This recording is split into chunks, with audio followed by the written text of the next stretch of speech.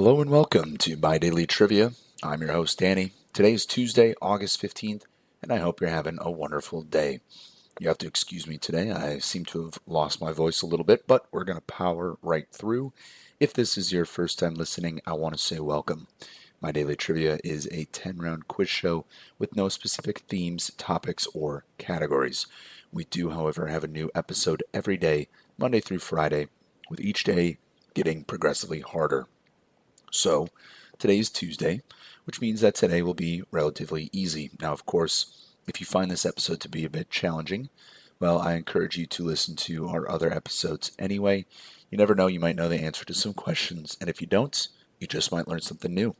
And of course, if you find this episode today to be a little too easy, well, check in tomorrow, check in on Thursday, and of course, check in on Friday. They will be getting progressively harder.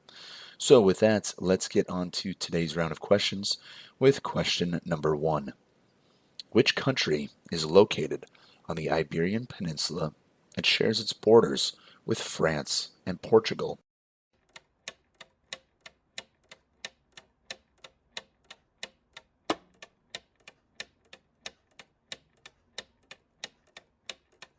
And that country is Spain.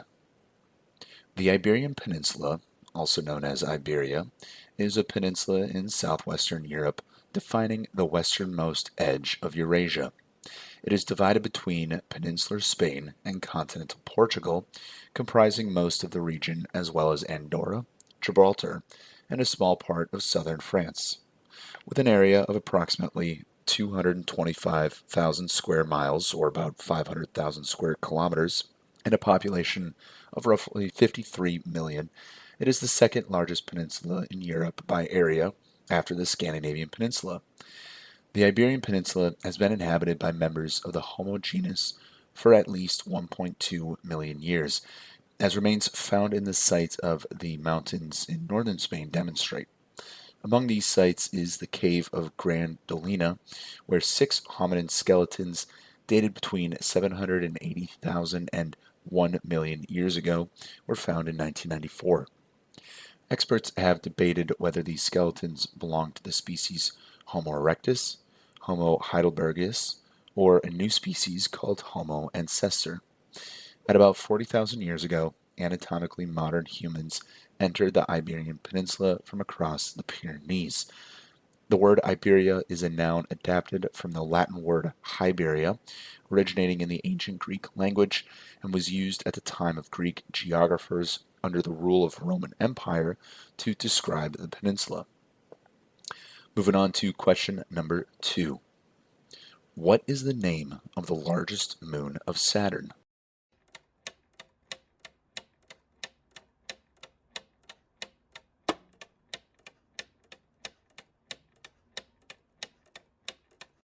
And that moon is called Titan. Titan is the largest moon of Saturn, the second largest in the solar system, and larger than any of the dwarf planets of the solar system. It is the only moon known to have a dense atmosphere and is the only known object in space other than Earth on which clear evidence of stable bodies of surface liquid have been found. Titan is one of the 7 gravitationally rounded moons in orbit around Saturn, and the second most distant from Saturn's of those 7. Frequently described as a planet-like moon, Titan is 50% larger in diameter than Earth's moon and 80% more massive. It is the second largest moon in the solar system after Jupiter's moon Ganymede, and is larger than the planet Mercury. Discovered in 1655 by the Dutch astronomer Christian Huygens, Titan is the first known moon of Saturn and the 6th known planetary satellite after Earth's moon and the 4 Galilean moons of Jupiter. The name Titan comes from the Titans, a race of immortals in Greek mythology. So, the largest moon of Saturn, once again, is called Titan. Moving on to question number 3. What is the term used to describe musicians who perform music in public spaces, such as streets, parks, or subway stations, often seeking donations from passerby as a source of income?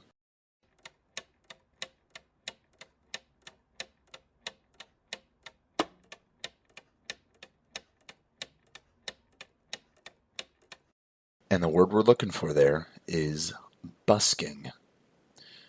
Street performance, or busking, refers to the act of performing or entertaining in public spaces with the intention of seeking voluntary donations from the passerbys. Street performers, or buskers, are persons who conduct such an act. Busking is a profession that dates back to antiquity. Before recording technology and personal electronics, it was a principal form of income for many performance artists. Still, even today in the digital age, street performers can be found playing for gratuities all over the world, with one caveat: it is actually illegal or frowned upon in many cities. In response to the tenuous relationship between performers and prosecutors, many cities across the globe have institutionalized street performance by creating unions or similar organizations for performers. The London Underground, for one, requires that subway musician hopefuls audition before a panel of judges. If they're selected, they are assigned a specific location and time during which they are allowed to perform. So, once again, that is called busking. Moving on to question number 4. Which sea is the world's largest inland body of water by surface area?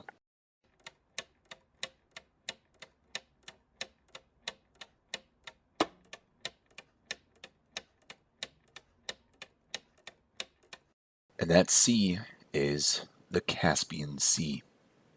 The Caspian Sea is the world's largest inland body of water, often described as the world's largest lake or full-fledged sea. At its basin, it lies between Europe and Asia, east of the Caucasus, west of the broad steppe of the Central Asia, south of the fertile plains of southern Russia in Eastern Europe, and north of the mountainous Iranian plateau of West Asia.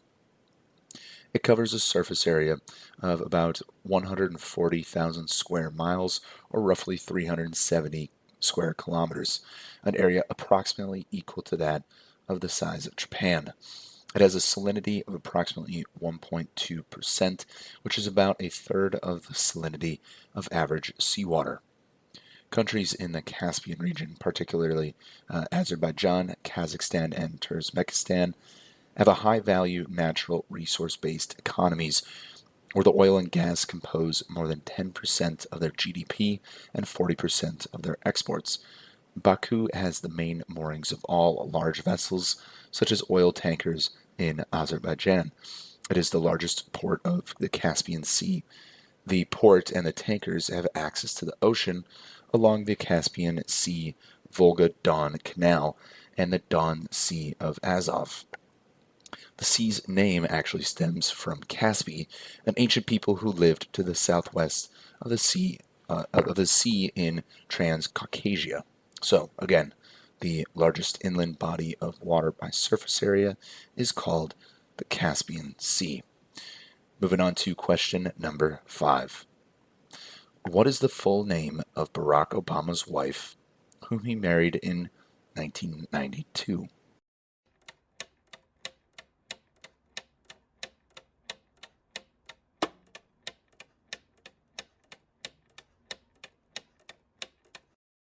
Barack Obama's wife is named Michelle LaVaughn Robinson Obama. Michelle LaVaughn Robinson Obama is an American attorney and author who served as the First Lady of the United States from 2009 to 2017, being married to former President Barack Obama. Raised on the south side of Chicago, Obama is a graduate from Princeton University and Harvard Law School. In her early legal career, she worked at the law firm Sidley Austin, where she met Barack Obama. She subsequently worked in nonprofits and as the Associate Dean of Student Services at the University of Chicago, as well as the Vice President for Community and External Affairs of the University of Chicago Medical Center. Michelle married Barack in 1992, and together they have 2 daughters. Obama campaigned for her husband's presidential bid throughout 2007 and 2008, delivering a keynote address at the 2008 Democratic National Convention. She has subsequently delivered acclaimed speeches at the 2012, 2016, and 2020 conventions. As First Lady, Obama served as a role model for women and worked as an advocate for poverty awareness, education, nutrition, physical activity, and healthy eating. She supported American designers and was considered a fashion icon. Obama was the first African American woman to serve as First Lady. So, Michelle LaVaughn Robinson Obama, the full name of Barack Obama's wife. Moving on to question number 6. In American football, how many points is a field goal worth if successfully kicked through the goalposts?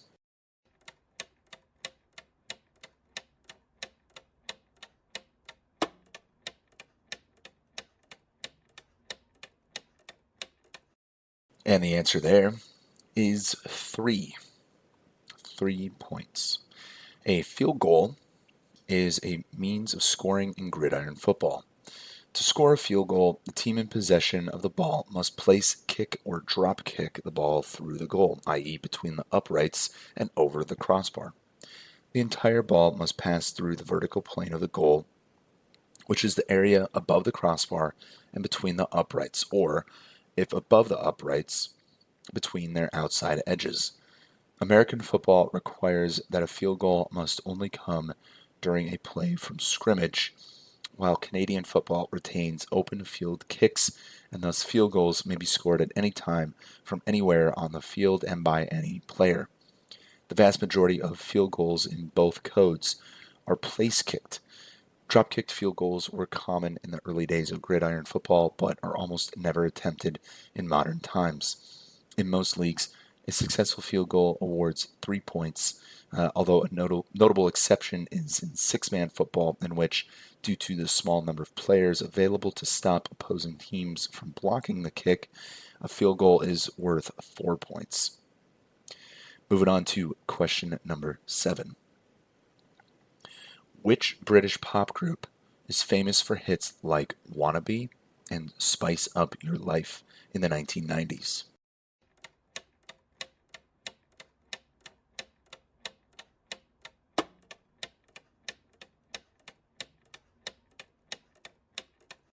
And that pop group was the Spice Girls.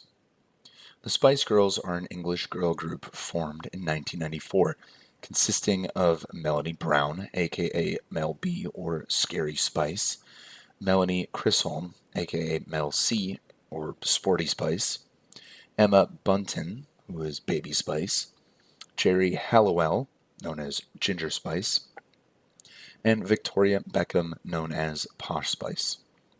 With their girl power mantra, they redefined the girl group concept by targeting a young female fan base. They led the teen pop resurgence of the 1990s, were a major part of the cool Britannia era, and became pop culture icons of the decade. The Spice Girls were formed by Heart Management, who held auditions to create a girl group to compete with the British boy bands popular at the time. After leaving Heart, the Spice Girls hired Simon Fuller as their manager and signed with Virgin Records. They released their debut single, Wannabe, in 1996, which reached number 1 in the charts of 37 countries. Their debut album, Spice, 1996, sold more than 23 million copies worldwide, becoming the best-selling album by a female group in history. So, that British pop group, again, was the Spice Girls. Moving on to question number 8. In the Disney movie The Lion King, what type of animal is the character Timon?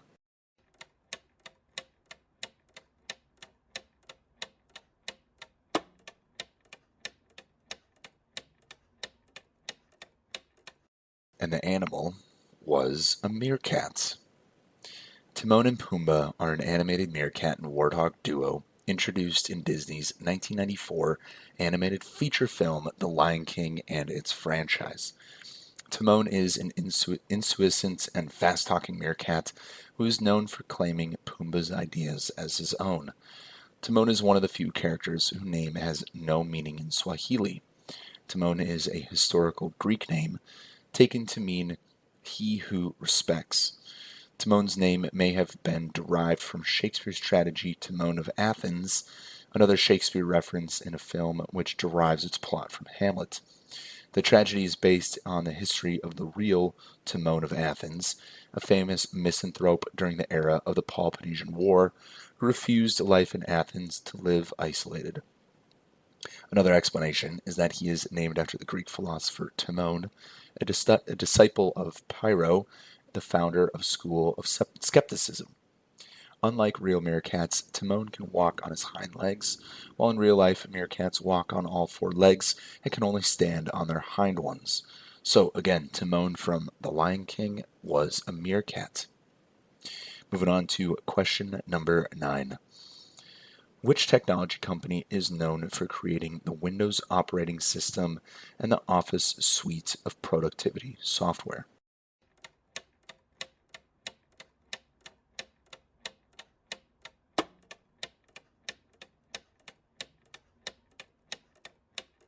And that technology company is the Microsoft Corporation. The Microsoft Corporation is an American multinational technology corporation headquartered in Redmond, Washington. Microsoft's best known software products are the Windows line of operating systems, the Microsoft 365 suite of productivity applications, and the Internet Explorer and Edge web browsers.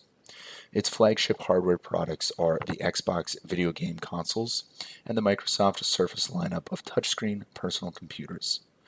Microsoft ranked number 14 in the 2022 Fortune 500 rankings of the largest United States corporations by total revenue. It was the world's largest software maker alongside Alphabet, which is the parent company of Google, Amazon, Apple, and Meta Platforms, formerly known as Facebook. Microsoft was founded by Bill Gates and Paul Allen on April 4th, 1975, to develop and sell basic interpreters for the Altair 8800. It rose to dominate the personal computer operating system market with MS-DOS in the mid-1980s, followed by Windows. The company's 1986 initial public offering and subsequent rise in its share price created 3 billionaires and an estimated 12,000 millionaires among Microsoft employees. So, again, the technology company known for creating Windows operating systems and the Office suite is the Microsoft Corporation. Moving on to question 10, our last question of the day. What is the largest branch of the United States military?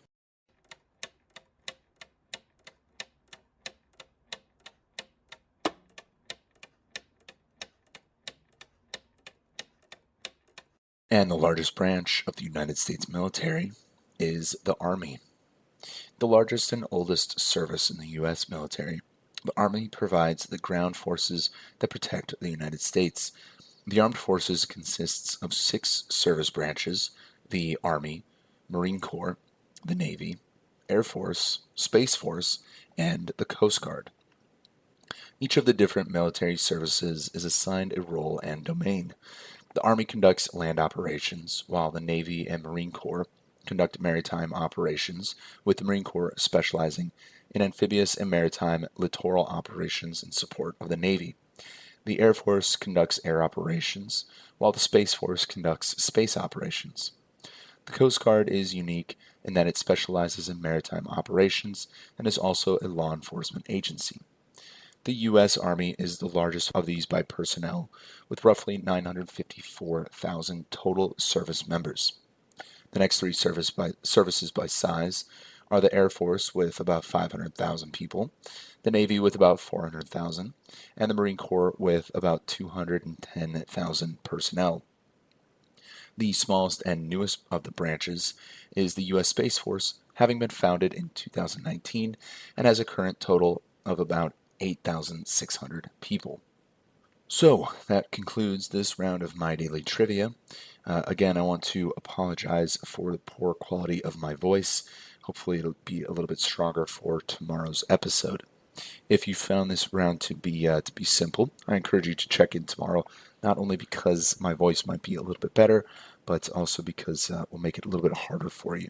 And as always, if you found this round to be a little bit challenging, I encourage you to check in tomorrow anyway.